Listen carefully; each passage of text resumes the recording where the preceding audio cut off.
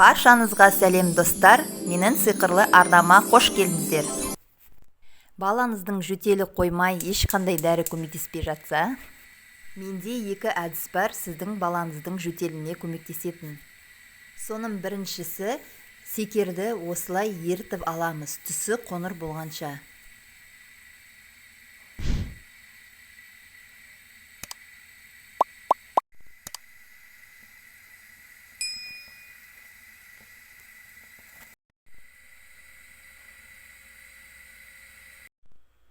Міне осылай жақсылап түсі қоңыр болғанша ертеміз.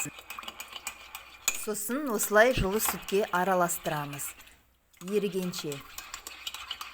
И соны балаңызға күніне 3 рет ішкізесіз.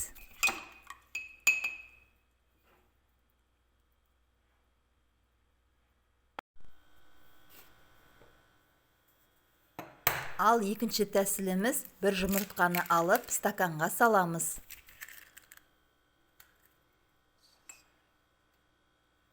Оның үстіне бір жарты қасық сода саламыз, ас содасын, және бір шай қасық араның балын саламыз.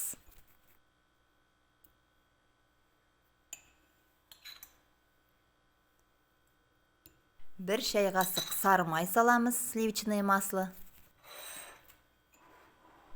Және үстіне бір кесе жылы сүт құйып, әбден араластырып, балаңызға бересіз күніне 3 рет. Осы екі тәсілді жасап көріңіздер, балаңыздың жөтеліне көмектеседі.